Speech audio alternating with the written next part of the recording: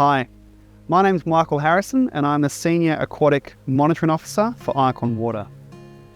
Today I'm on the Murrumbidgee River in the ACT, looking at a range of aquatic and water-related factors to help our biological monitoring program. The word Murrumbidgee means big water, and the river itself is a major tributary of the Murray River within the Murray-Darling Basin. So who is Icon Water? Icon Water owns and operates the water and sewage assets in the ACT. Part of my role is ensuring that our activities aren't unacceptably impacting the environment, especially our river systems. Did you know that for every litre that Icon Water takes from the reservoirs and provides as drinking water to Canberra and Queanbeyan, that we return around 60% of that water back into the natural environment? And the biological monitoring program is how we ensure that that water is of sufficient quality as to not impact the aquatic environment. So that's the fish that we all love, that's the macroinvertebrates, all the little bugs that occupy the river, and all the in-stream vegetation, the macrophytes, and the trees that border the river as well. So what is Icon Water's Lower Molonglo Water Quality Control Centre? Well, it is Australia's largest inland sewage and wastewater treatment plant. The plant treats inflows of wastewater to produce clean water that can be safely released back into the environment. There are three main processes of the treatment. The first stage is the physical removal of large debris and solids.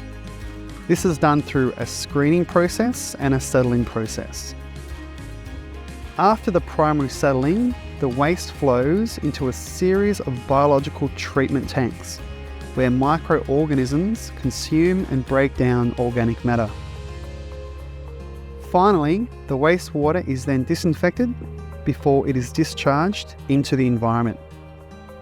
Well, the treatment plant is subject to an environmental authorisation, which is issued by the ACT Environment Protection Authority. And in this licence, Icon Water is required to conduct biological monitoring of the discharge and the receiving environment. So we're back on the Murrumbidgee again, this time downstream of the plant and at one of our main data collection sampling sites. So what is the biological monitoring program? Well, it's a program that's been in place in its current form for about 20 years, and it aims to assess the potential impact from the discharge from the plant onto the nearby river systems.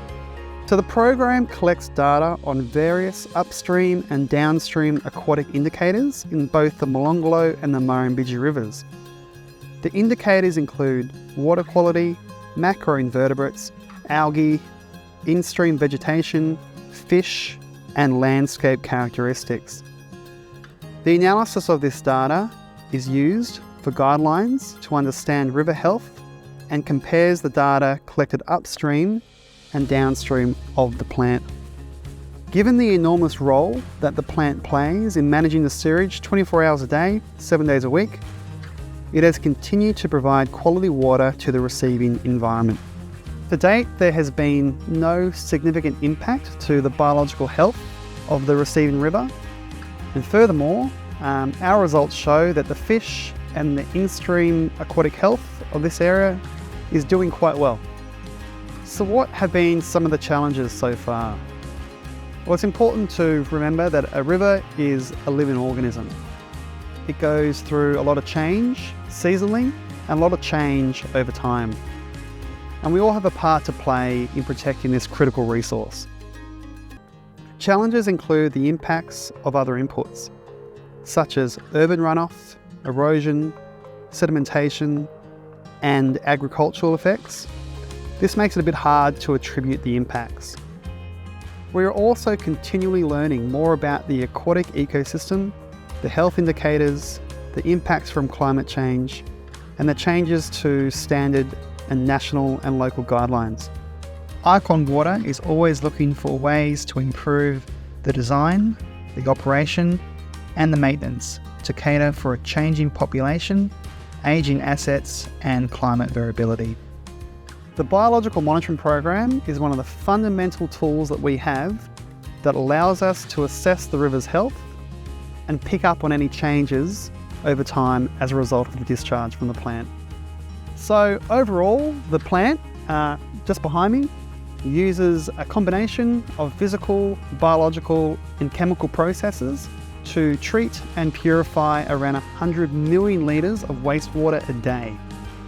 That wastewater is returned back into the natural environment, all whilst following strict environmental requirements.